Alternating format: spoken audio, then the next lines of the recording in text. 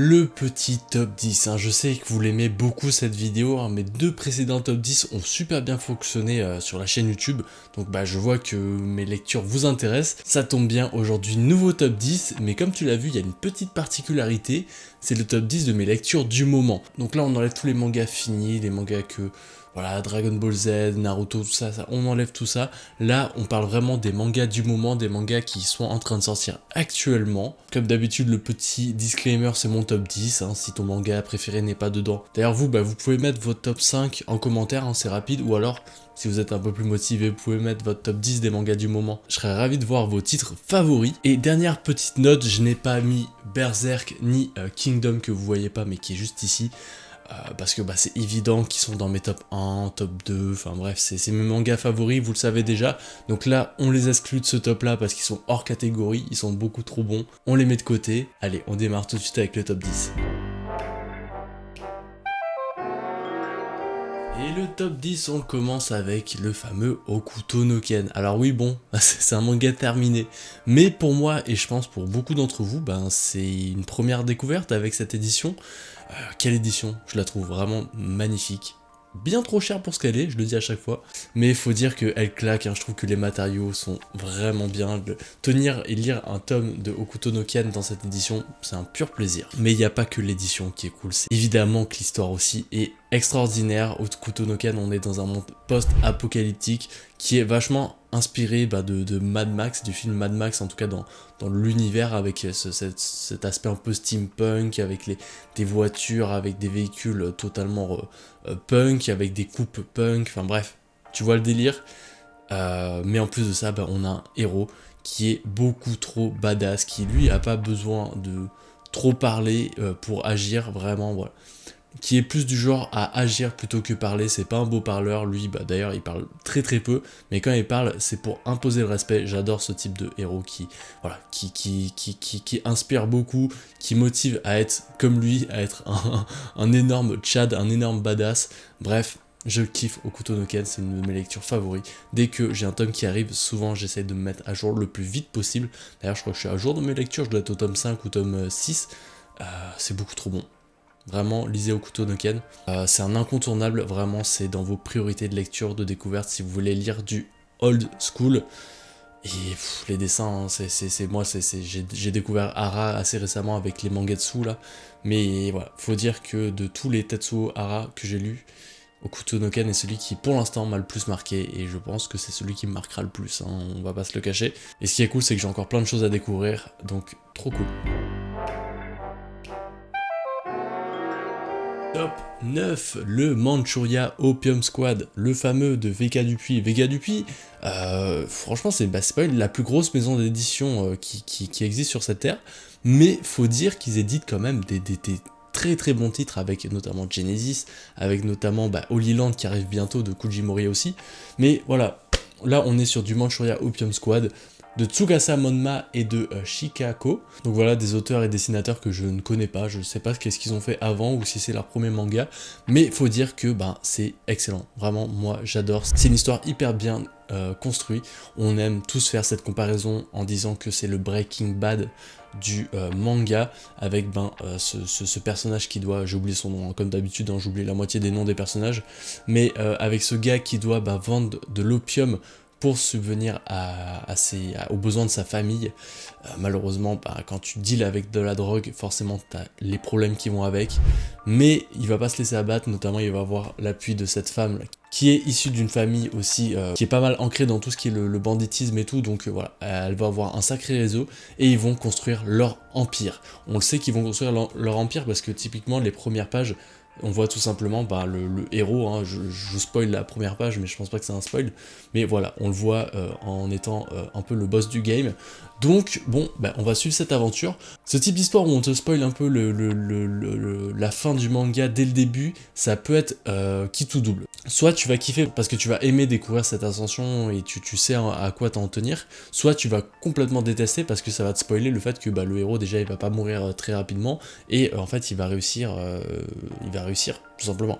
Donc voilà, c'est à double tranchant, mais je dois dire que j'aime beaucoup pour son ambiance, son environnement que je connaissais pas du tout, la Mandchourie et tout ça, donc historiquement, j'apprends quelques trucs, même si bon, tu sais, je compte pas sur les mangas pour m'apprendre des choses, pour m'apprendre des faits historiques, mais voilà, tout ce qui est l'environnement, les dessins, c'est vraiment super bien construit, ce qui me donne envie de me mettre à jour à chaque fois que je reçois un tome. D'ailleurs, je précise, c'était hyper dur de faire ce top 10, et c'est le genre de top 10 que si je le fais dans un mois, bah ça peut complètement changer, donc vraiment c'est mon top 10 du moment. Là, à l'heure où je tourne la vidéo, on est le 17 mai, donc voilà, ça se trouve que le 19 mai, ça peut changer, tu vois, c'est ce genre de top 10, donc peut-être le faire en fin d'année pour voir si ça a autant bougé. Bref, dites-le moi en commentaire si vous aimez ce type de vidéo, je peux vous les faire un peu plus souvent. En top 8, je l'ai pas en physique, mais on a, bam, Dan Da Dan, parce que je le lis en numérique. Qu'est-ce que c'est bien Dan Da Dan. Oh, c'est le genre de lecture, dès qu'il y a le tome qui sort, je me le fais en numérique, je passe un super bon moment. Vraiment, l'histoire est hyper sympathique, avec ce duo assez iconique, hein, qui était complètement opposé, mais qui au final se complète énormément. Avec peut-être une petite romance en devenir, on sait pas, on verra. Je vais pas vous faire l'affront de vous le présenter, hein. Je pense que tous les créateurs de contenu en ont parlé en 2022, donc voilà, je vais pas vous faire le résumé, moi je vais juste vous dire, bah actuellement je dois être au tome 5 ou au tome 4, je kiffe toujours autant ma lecture, je passe vraiment un super bon moment à chaque fois que je lis Dan Da Dan. Je trouve que le découpage est hyper clair, c'est hyper fluide au niveau de la lecture, on comprend tout ce qui se passe, et on a hâte de savoir la suite.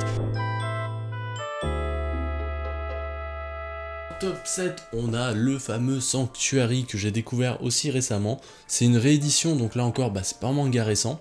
Mais voilà, pour moi je le compte comme une nouveauté parce que bah, c'est en cours d'édition et voilà, enfin c'est mon top, je fais ce que je veux après tout. Sanctuary, je pense que je vous l'ai déjà présenté peut-être 2-3 fois sur la chaîne, hein. Donc bah, faut regarder mes vidéos pour savoir de quoi ça parle. Maintenant je vais vous donner mes impressions. Je suis actuellement au tome 3 et c'est toujours aussi bien, c'est toujours des mangas que j'adore suivre.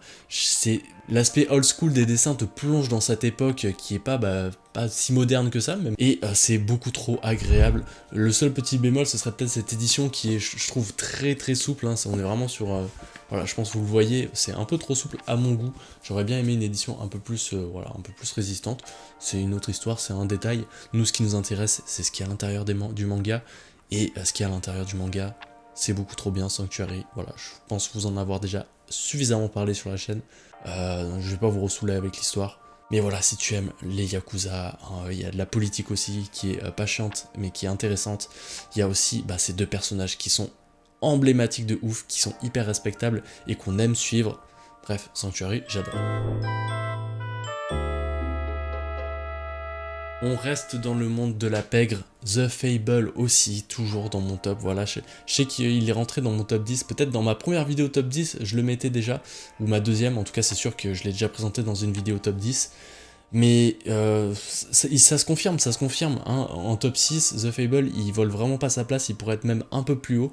C'est beaucoup trop bien, j'adore The Fable, j'adore ce personnage principal, Fable, qui est totalement déconnecté du monde des humains, parce que voilà, c'est ce tueur à gages qui est mis de côté pendant un petit moment parce qu'il a tellement tué de personnes, mais voilà, il a, je sais pas, quand on suit en fait son rythme de vie qui est totalement déconnecté de ce qu'on peut nous l'être, il doit aussi être voilà, sous couverture, il doit pas dévoiler que c'est Fable, parce que sinon il y a des clans adverses qui voudront l'assassiner, donc il vit une vie tout à fait normale, mais voilà, ça montre que des mangas de style de vie, de tranche de vie, peuvent être vraiment passionnants quand, quand les formes sont mises. The Fable, voilà, c'est extrêmement passionnant. J'adore suivre ça. Le seul petit bémol, c'est que c'est pas le genre de manga qui mériterait d'avoir 20 tomes, donc j'espère que c'est un manga qui se finira bientôt. Si j'ai des infos, je vous les mettrai ici, là, sur la fin du manga. Mais voilà, en tout cas, à l'heure actuelle, je sais pas quand ça se termine. Mais voilà, c'est ma seule petite réserve, c'est ça, c'est que j'aimerais que ce soit pas trop long.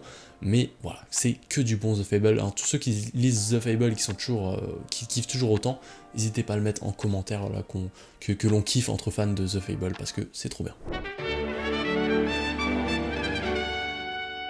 Comment ne pas mettre Chainsaw Man dans mon top, hein, voilà, Chainsaw Man, c'est un manga incroyable qui est en 2 parties pour l'instant, avec cette première partie qui s'est terminée en 11 volumes, que j'ai adoré suivre, vraiment c'était trop bien. J'ai jamais été aussi hype pour une suite de manga que pour Chainsaw Man, voilà, quand ils ont annoncé la partie 2 j'étais comme un fou. Maintenant je dois dire que voilà, pour l'instant la partie 2 elle a montré des choses cool, mais je suis pas non plus si emballé que ça. Je trouve que ça prend vraiment son temps, alors je les lis en scan sur Manga Plus, j'achète les tomes aussi, mais je pense que je vais me faire une lecture voilà, du tome 12, 13, 14, là quand je les aurai, pour vraiment tout regrouper, parce que je sais pas, le lire en fait en scan, je perds un peu de kiff autour de ce manga et c'est dommage parce que j'ai vraiment aimé la première partie et la première partie bah, je le lisais en manga. Donc voilà, peut-être en faisant cette vidéo, en le disant, je viens peut-être de découvrir le petit problème que j'ai avec Chainsaw Man actuellement, c'est qu'il faut peut-être que je le lise en manga plutôt qu'en scan, je kifferais un peu plus, mais en même temps j'ai pas envie d'être spoil et à chaque fois j'ai trop envie de savoir la suite, surtout que là, pour ceux qui lisent des scans, là vous le savez, mais on est sur un moment assez fou avec des grosses révélations. Bref, j'ai l'air de dire que la partie 2 est moins bonne que la partie 1, mais c'est pas totalement vrai, je kiffe vraiment, il y a des dingueries qui se passent, qui sont toujours aussi intéressantes. Je m'attendais à ce que l'animé casse tout, mais finalement l'animé on n'en a pas si entendu parler que ça, il y a eu beaucoup de déçus au niveau du Japon, bref, je pensais que ça allait faire un carton, ça n'a pas fait autant un carton que ça, dommage, mais bon, ça ne nous empêche pas de kiffer autant ce manga, j'aime trop Chainsaw Man. Toujours chez Crunchyroll, on a Kaiju Number 8. Décidément, Crunchyroll, ils sont quand même pas mal présents dans ce top 10. Voilà, ouais, c'est vrai qu'eux ils ont les top mangas du Shonen Jump, et il faut dire que les top mangas du Shonen Jump souvent ils sont cool. Quoique Kaiju Number 8 c'est pas le magazine, mais je crois que c'est dans la version numérique du magazine, le Shonen Jump Plus, ou je sais pas, bref, tu vois de quoi je parle si tu connais un peu l'univers des prépublications au Japon. Mais voilà, Kaiju Number 8, c'est beaucoup trop bien, vraiment, voilà, on est un peu comme dans Dan Dan Dan, hein, c'est un manga popcorn, mais vraiment, c'est le genre de manga, dès qu'il sort, je me rue dessus, voilà, je le lis directement, dès que je l'ai en numérique, boum, c'est lu dans la semaine, absolument, parce que je kiffe absolument tout ce qui se passe, les combats, le Kafka, tu vois, là je retiens son nom, si je retiens le nom d'un personnage principal, c'est bon signe, avec ce personnage qui a un dilemme, hein, qui peut se transformer en monstre, mais qui doit se mettre à couvert, parce que forcément, il va se faire abattre par ses alliés. Au final, mini spoil, mais bon, on s'en doute un peu tous, hein, comme Attaque des Titans, les alliés vont se rendre compte de ce qu'il est vraiment, et vont voir en lui un potentiel énorme qui pourrait servir à la cause des humains, évidemment, donc ils vont s'en servir, mais ils comptent pas que sur ça, ils se développent encore plus, ils améliorent leurs compétences, leurs armes, leurs armures, les personnages sont vraiment trop stylés. C'est le genre de manga où pendant tout un tome, tu vas pas avoir le personnage principal, mais tu t'en fous parce que les autres personnages sont complètement cool, les personnages féminins aussi sont complètement badass, et voire même les plus badass du manga, c'est ça qui est cool là aussi, ça change un petit peu. Voilà, je trouve que les créateurs de contenu on en parlait beaucoup au début, mais peu de personnes en ont parlé par la suite, mais voilà, moi je le dis, hein, Kaiju Number 8, c'est toujours aussi bien, toujours aussi passionnant. Si tu veux en savoir plus, j'ai fait une petite vidéo présentation à l'époque, hein, qui est juste ici si tu veux, mais bon, t'as pas besoin de la présentation, tu peux y aller direct, c'est vraiment que du bon. J'ai pas le tome 1, donc j'ai pris le dernier tome que j'ai, qui n'est pas représentatif de l'avancée auquel je suis dans My Hero Academia, parce que oui, c'est actuellement le top 3 de mes lectures favorites. Comment ne pas mettre My Hero Academia dans mon top 3? C'est l'un des meilleurs shonen. C'est, voilà, je vais dire les termes, mais ça foudroie Naruto, ça foudroie Bleach, ça foudroie One Piece peut-être, voilà. Bon, je vais me faire des ennemis en disant ça, mais genre c'est le manga, si j'étais jeune et que je lisais ça, mais je serais complètement dingue de My Hero Academia. Alors je dis pas que c'est fait pour les jeunes, enfin c'est fait pour les jeunes, mais tu peux l'apprécier en tant qu'adulte, jeune adulte. Parce que moi je suis un jeune adulte, 26 ans, 26 ans, je kiffe totalement My Hero Academia. Je suis à jour sur les scans, c'est pour ça, là je te présente le tome 32, mais voilà, je pense on doit être au tome 36, 37, d'ailleurs j'ai vu une magnifique couverture du tome, boum, 38 je crois, 39 ou 40, bref, avec la personnage féminin là qui peut se métamorphoser, j'ai pas son nom, j'ai oublié son nom, mince, à chaque fois j'oublie les noms, mais bref, la couverture est folle, trop bien, tu vois, waouh. c'est rose, j'adore le rose, je trouve ça vraiment stylé. Je vais pas te présenter MHA, tu connais déjà de quoi ça parle, mais voilà, si tu ne t'y es pas mis, mais enfin, lance-toi, vraiment lance-toi. Faudrait que je me mette à jour dans l'achat des tomes. J'essaie de trouver une occasion pour acheter les premiers tomes, là, parce que là pour l'instant j'ai juste du tome 19 au tome 32, et c'est un manga que j'aimerais bien avoir tout dans ma collection pour me refaire des petites relectures de temps en temps. Parce que MHA c'est la vie, c'est beaucoup trop bien. Je suis sûr qu'il y a plein de fans de MHA là parmi vous, n'hésitez pas à le mettre en commentaire aussi. Avant de passer au top 2, je dois dire que sur mon Instagram il y a un petit concours, donc n'hésite pas à y aller pour participer. Tu peux gagner 10 tomes de ton choix. Voilà, te mettre à jour sur une série, découvrir une série. Bref, avec 10 tomes, tu fais quand même pas mal de choses, donc voilà, n'hésite pas à participer. Le concours se finit dans 2-3 jours, fais gaffe, ça va aller vite. En top 2, et je pense que pas grand monde s'attend à le voir ici, bim, Aoashi, Playmaker, ouais c'est ça, hein, Playmaker. Là je vous montre le tome 10 parce qu'il est magnifique, et en plus il a cette petite dorure en plus qui est vraiment cool, même si j'aurais préféré qu'elle soit sur la tranche, ça aurait été incroyable d'avoir cette petite dorure sur la tranche là pour vraiment le highlighter là, dans la collection. Bref, je pinaille un petit peu, mais voilà, je trouve la couverture magnifique et je trouve ce manga magnifique. C'est un de mes mangas de sport favoris. J'aime bien le foot, mais je suis plus du style footix, hein. Je regarde les matchs de temps en temps, les gros matchs. Je supporte vraiment l'équipe de France à fond, et je regarde de temps en temps la Ligue des Champions, tout ça. J'ai pas vraiment d'équipe favorite et tout, mais voilà, j'aime bien suivre de temps en temps. Et je dois dire que Aoashi, ça met un peu à jour sur tout ce qui est stratégie, tout ça de foot et tout, ça m'éduque un petit peu, mais en plus de ça, on va avoir ce Ashito, ce personnage principal qui se développe dans ce sport, qui lui sort de sa campagne totale et qui va se retrouver dans un des meilleurs clubs. Sauf que si t'es dans un des meilleurs clubs, forcément t'es avec les meilleurs joueurs, mais il n'aura pas le niveau au début, il n'a pas du tout le niveau, il va se mettre à jour. En plus, il y aura cette grosse annonce, ce gros changement qui a lieu peut-être au bout de 6 ou 7 tomes là, qui change beaucoup de choses pour le personnage, qui est un énorme enjeu, mais il va pas se laisser abattre, il va continuer de bosser, c'est un exemple Ashito là en termes de travail, tout ça. Donc voilà, moi c'est tout ce que j'aime dans les mangas de sport. Je sais que parmi vous il y a des très grands fans de Aoashi. Voilà, je le préfère largement à Blue Lock, même si Blue Lock j'adore. D'ailleurs Blue Lock aurait pu être dans ce top 10, mais voilà, j'aime bien Blue Lock, mais c'est beaucoup trop popcorn. Voilà, c'est le manga popcorn qui est un peu trop. Voilà, mais bon, Aoashi, trop bien, mon manga de sport favori du moment, sans hésiter. Ça me donne envie de me mettre à IQ d'ailleurs. Voilà, je sais que c'est un manga de sport vraiment immanquable, faut que je m'y mette, mais bon, je crois que voilà, c'est 43 tomes, enfin bref, c'est beaucoup de tomes, je pense pas me lancer de sitôt. Avant de vous présenter mon top 1, je dois faire quelques mentions spéciales parce que, voilà, comme je te l'ai dit au début de la vidéo, c'est très dur de faire ce genre de vidéo, parce que voilà, il faut faire des choix.